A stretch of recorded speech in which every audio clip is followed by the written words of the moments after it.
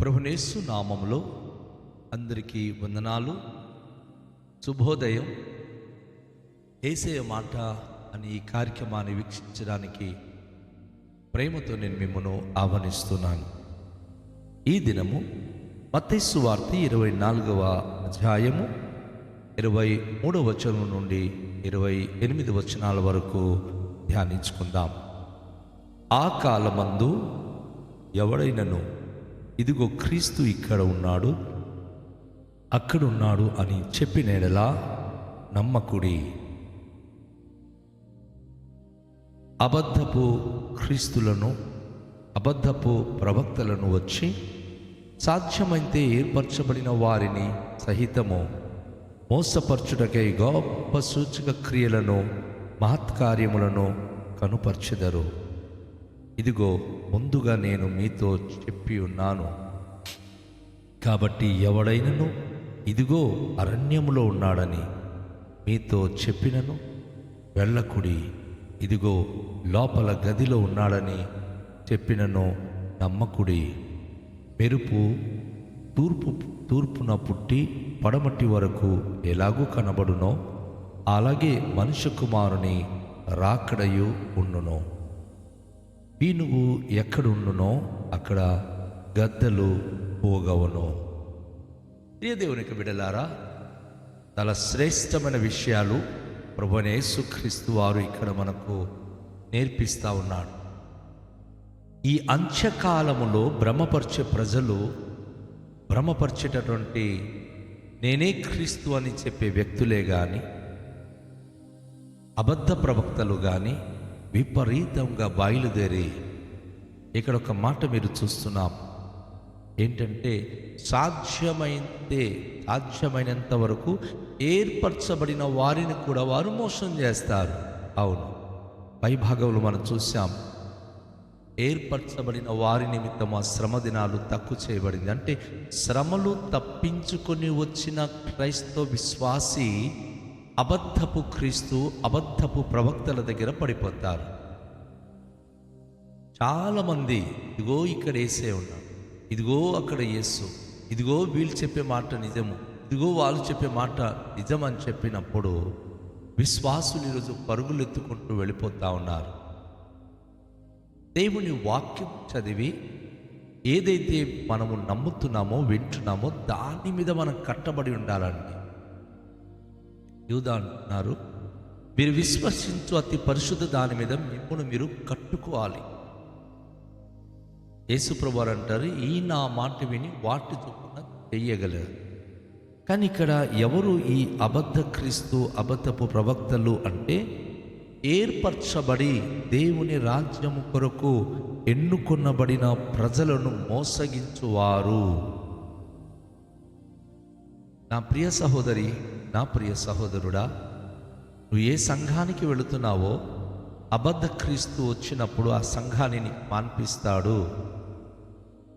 ఏ సేవకుని ద్వారా రక్షించబడ్డావో అబద్ధ క్రీస్తు వచ్చినప్పుడు ఆ సేవకుని మీద దుమ్మెత్తిపోసి ఆ సేవకుడు ద్వారా నువ్వు ఎంత నేర్చుకున్నావో అదంతా కూడా ధూళిపాలు చేస్తాడు. వారి మీద మీకు అసహ్యత పుట్టిస్తాడు. వారు మంచులు కారు అనేటటువంటిది నీ హృదయంలోనికి తీసుకొస్తాడు. వాస్తవానికి పరిశుద్ధాత్మ ఎక్కడుంటే అక్కడ స్వాతంత్రం ఉంటుంది. యేసయ్య మాటలు అందరితో అందరూ ప్రేమ కలిగిన వారై ఉండాలని బోధిస్తుంది. కానీ అబద్ధ క్రీస్తు వచ్చినప్పుడు సేవకులకి పడకుండా, సంఘానికి పడకుండా అంత భేదములే.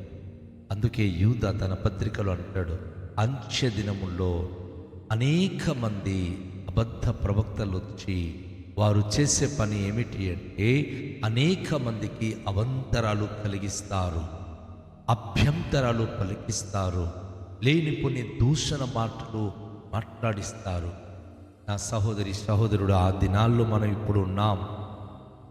జాగ్రత్త కలిగి ఉందాం. ఇది అంత్య దినాలకు సూచనలు. చాలామంది ఇదిగో ఇక్కడ క్రీస్తున్నాడు, అక్కడ క్రీస్తున్నాడు, మనం పలానా చోటుకి వెళ్తే బాగా ప్రార్థన జరుగుతుంది. కాదండి, నువ్వు శుద్ధ హృదయంతో ఎక్కడ ప్రార్థించిన దేవుడిని ప్రార్థన ఆలకిస్తాడు.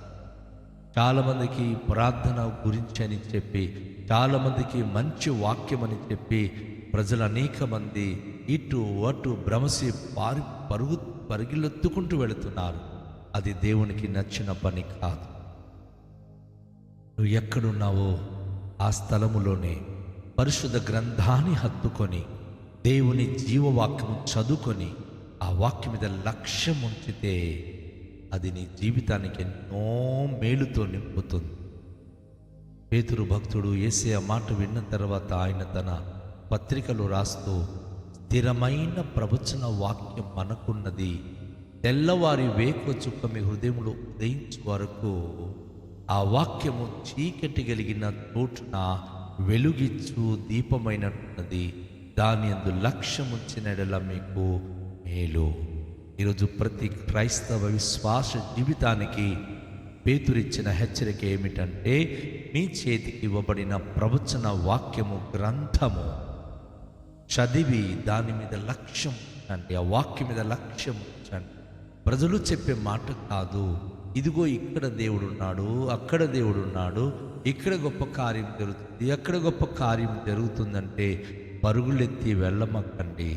మీరున్న చోటున కన్నీటితో ప్రభు పాదాలు తడిపి ప్రార్థించి దైవ వాక్యమును గనక మీరు మనస్ఫూర్తిగా లక్ష్యం ఉంచగలిగినట్లయితే అత్యధికమైన మేలుతో ప్రభు మిమ్మల్ని నింపుతాడు. ఆశ్చర్య కార్యములు మీ జీవితంలో దేవుడు జరిగిస్తాడు. ఎందుకంటే ఇది చివరి దినాలు కనుక ఏర్పరచబడి ప్రభుతో ఉండడానికి ఎన్నికైన వారిని సాతానుడు పలు విధాలుగా చెప్పి మోసం చేస్తాడు. ఈరోజు సంఘాలు ఎందుకు విడిపోతుంది? సంఘము ఎందుకు అనేక మంది ముక్క చెక్కలైపోతున్నారంటే, అబద్ధమైనటువంటి వ్యక్తులు ప్రవేశించి లేనిపోని మాటలు చెప్పి వారు ప్రజల జీవితాల్లో అభ్యంతరానికి కారకులవుతున్నారు. బాగా గమనించండి. ఒకరి మీద తప్పుడుగా మాటలు చెప్పి సంఘాన్ని విరగగొడుతున్న వారు బాగున్నారా? వారి జీవితాలు మంచిగా ఉన్నాయా అంటే అంతకన్నా అధ్వానములో చెడిపోతున్నారు. ఎందుకంటే ప్రభు సేవకుల మీద కానీ సంఘాన్ని ముక్క చెక్కలు చేసే వారి జీవితాలు కానీ ఎప్పుడు బాగుపడవు. వారు ఎవరు అంటే మోసగాళ్ళు. వారు భ్రమపరిచేటటువంటి భయంకర వ్యక్తులు. వారు ఏం చేస్తారు? కొన్నిసార్లు సూచక క్రియలు, మహత్కార్యములు కూడా వారు కనుపరుస్తారు. వారి మాటల ద్వారా ఎన్నో వింతలు చూపించడానికి ప్రయత్నిస్తారు. సహాయము చేసినట్టు చేస్తూ సహవాసం నుంచి దూరం చేస్తారు. ఇవన్నీ కూడా అబద్ధ ప్రవక్తలు, అబద్ధ క్రీస్తుకు సంబంధించిన వ్యక్తులు చేసేటటువంటి పనులు. కనుక ఏర్పరచబడిన దేవుని ప్రతి ప్రియ బిడలు మనం జాగ్రత్త కలిగి జీవించాలని దేవుని వాక్యం మనకు తెలియచేస్తుంది. ఈ అంచె దినములలో అనేక స్థలాలలో ఇటువంటివి జరుగుతున్నాయి. అబద్ధ క్రీస్తు బయలుదేరి ఉన్నాడు, అబద్ధ ప్రవక్తలు బయలుదేరి ఉన్నారు. వారు ప్రవచించే ప్రవచనాలు నిజమని ప్రజలు నమ్ముతారు. కాకపోతే అది చాలా వరకు మోసముతో నిండి ఉంటుంది. వారి దగ్గరికి ప్రజలు వెళ్ళాలని చెప్పి తెలియచేస్తారు. ప్రభు అంటున్నాడు, ఇదిగో ముందుగా నేను మీతో చెప్పి ఉన్నాను, కాబట్టి ఎవడైనను ఇదిగో అరణ్యములో ఉన్నాడని మీతో చెప్పినా మీరు అక్కడికి వెళ్ళకుడి, ఇదిగో లోపల గదిలో ఉన్నాడని చెప్పినను నమ్మకుడి. ఏంటి ప్రభు చెప్పే మాట? చాలామంది అరణ్యంలో ఉన్నారు, బలానా చోట ఉన్నారు, బలానా గదిలో ఉన్నారు అంటే నమ్ముతూ ఉంటారు. మధ్యకాలంలో చాలాసార్లు మనం న్యూస్ చూస్తూ ఉన్నాం. మరియమ్మ కంటి నుంచి కన్నీళ్ళు, రక్తం కారుతుంది. అయ్యో అక్కడ దేవుడు ఉన్నాడు, ఆమె ప్రజల కోసం ఏడుస్తుంది. ఏమండి, అసలే విగ్రహారాధన చేయొద్దని చెప్పిన దేవుడు విగ్రహాల కంటి నుంచి కన్నీళ్లు కురిపించి మీకు కళ్ళు తెరిపిస్తాడా? అది కేవలము భ్రమపరిచే ఆత్మ యొక్క క్రియలు. అది దైవ క్రియలని ఎప్పుడు నమ్మవద్దు. ఎందుకంటే ఆయన ఈ లోకంలో ఉన్నప్పుడే గెత్సెమని తోటలో ఎంత ఏడవలో ఏడ్చి తన వాక్యం వినేవారు తనతో ఏకమై ఉండాలని యోహాను సువార్త 17 అధ్యాయం మొత్తంలో ఆయన ప్రార్థన చేశారు.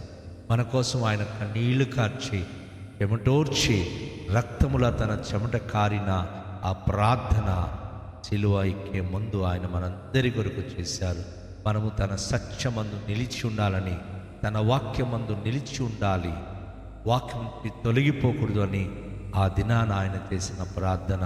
తన కన్నీళ్ళు ఇప్పుడు ఏంటంటే విగ్రహాలు కన్నీళ్ళు పెడుతుందని, పలానా చోట దేవుడు ఉన్నాడు, పలానది ఏదో జరిగింది, అక్కడ ఏదో కనిపిస్తుంది అని భ్రమపరిచే ఆత్మ ద్వారా చాలామంది భ్రమపరచబడి పరుగులెత్తుతున్నారు. వెళ్ళమకండి, అది నమ్మకండి. అది మిమ్మును మోసపరిచేటటువంటి అపవాది యొక్క మోసపరిచే ఆత్మల ప్రభావమే తప్ప దైవికమైన శక్తి ఎంత మాత్రమూ కాదు.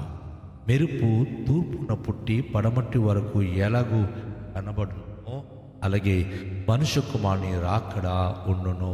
అనగా ఆయన ఏదో విగ్రహాల్లో ప్రత్యక్షం అవ్వడు, ఏదో సిలువ నుంచి ఏదో కనబడుతుంది కాబట్టి అక్కడ దేవుడు ప్రత్యక్షం అవుతాడని ఇలాంటి కబుర్లు మీరు నమ్మకండి. ఎందుకంటే నా మహిమ కలిగిన నా ప్రభువైన యేసుక్రీస్తు రాకడా ఒక ప్రకాశవంతమైన మెరుపు వలె ఈ ప్రపంచానికి కనబడబోతోంది. ప్రకటన గ్రంథంలో ప్రభువారు మాట్లాడు, ఆయనను పొడిచిన వారును ఆయనను చూచెదరు. ఇదిగో ఆయన మేఘారుడై వచ్చుచున్నాడు, ప్రతి నేత్రము చూచును. ఆయనను పొడిచిన వారును ఆయనను చూచెదరు, భూజనులందరూ చూచి రొమ్ము కొట్టుకొందరు. యేసయ్య రాకడా రహస్యంగా జరగదు. తన మొదటి రాకడా రహస్యంగా జరిగింది. ఆయన పశువుల తొట్టిలో పుట్టినప్పుడు స్వయాన దేవదూతలు వచ్చి, ఇదిగో రక్షకుడు మీ కొరకు దావీదు పట్టణమందు నేడు పుట్టి ఉన్నాడని వారు చెప్పారు. అనేక మంది ఆ పశువుల తొట్టిలోనికి వెళ్ళి చూశారు. బెత్లెహేములో ఆ ఇంట్లోనికి, నజరేతులు వారు ఉండే ఇంటికి వెళ్ళి యేసును చూడడం అనేది జరిగింది. కానీ ఈరోజు ఇంట్లో కానీ అరణ్యంలో కానీ ఎక్కడెక్కడో కానీ యేసయ్య కనబడతాడనడం అది అబద్ధం. ఆయన అలా రాడు. మెరుపు వలె, మెరుపు తూర్పున పుట్టి పడమటి వరకు ఎలా అయితే కనబడుతుందో, అవును, వర్షకాలంలో భయంకరమైన మెరుపులు, ఉరుములు భయంకరంగా కనబడినప్పుడు, ఆ పిడుగు పడినప్పుడు ప్రజల గుండె దడపుడుతా ఉంటుంది. మనకు తెలుసు కదా, యాప్ వచ్చింది. అనేక మందికి ముందే రాబోయే 40 గంటలలో మీ ప్రాంతంలో ఉరుములు పడే అవకాశం ఉంది, మెరుపులు మెరిసే అవకాశం ఉంది అని సూచనలు చెప్తుంది. నా యేసయ్య తన రాకడ సూచన చెప్పారు. ఆయన రహస్యంగా ఎక్కడో విగ్రహాల నుంచి కన్నీళ్లు కార్చడము, కనబడ్డము చేయడు కానీ అద్భుతమైన రీతిగా ఆకాశంలో ఆయన ప్రత్యక్షము కాబోతున్నాడు. ఆ సమయంలో అనేక మంది ఈ పరిస్థితిలో విస్మయము నొందుతారు. మోసపరిచే ఆత్మ అనేక మందికి చంపబోతున్నాడు. పీనుగు ఎక్కడుండునో గద్దలు అక్కడే ఉండును అని ప్రభు చెప్తా ఉన్నాడు. నాశనకరమైన వ్యక్తులు, నాశనకరమైన అపవాది సాతానుడు కుప్పలుగా పడి ఉంటారు. అయితే విమోచించబడిన నీవు నేను మనము కళ్ళెత్తి పైకి చూచినప్పుడు ఆకాశ మండలంలో మెరుపు వల్లే ప్రభు మనకు ప్రత్యక్షం కాబోతున్నాడు. రండి, తలలుంచుకొని ఆ మహిమగల మహోన్నతుడిని యేసయ్య యొక్క ప్రత్యక్షత కొరకు ఆశతో ఎదురు చూస్తూ ప్రార్థిద్దాం. మిక్కిలి దయగల తండ్రి, మీకు వందనాలు. మీరు మేఘారుడై వచ్చే ఆ గొప్ప ఔన్నత్యమైనటువంటి రాకడ కొరకు మేము వేచి ఉండాలని మాకు సూచనలుగా తెలియజేశారు. ఈరోజు లోకంలో ఉన్న జనాలకు అపవాదైన సాతానుడు పలు విధాలుగా మోసము చేసి, ఇదిగో దేవుడు ఇక్కడున్నాడు అక్కడున్నాడని ప్రభు అనేక మందికి మోసగించే సమయం ఇది. ఎవరు మోసపడకుండా జాగ్రత్త కలిగి మీరు వచ్చినప్పుడు ఒక విగ్రహాల నుంచి మాట్లాడి వచ్చేవారు కారు. నీళ్ళు కారుస్తున్న విగ్రహాల్లో ప్రత్యక్షమయ్యే దేవుడు కారు. మీరు మనుషుల మీద వాలి మాట్లాడే దేవుడు కాదు మీరు. కానీ ఆకాశంలో మెరుపు వలె ప్రభు ప్రకాశవంతంగా మేఘారుడై మీరు రాబోతున్నారు.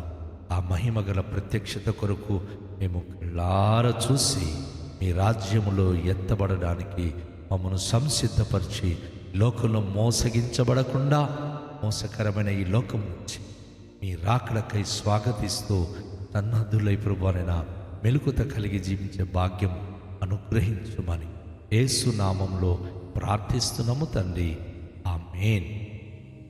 అందరికీ షాలోం. ప్రభు మిమ్మును దీవించునుగాక.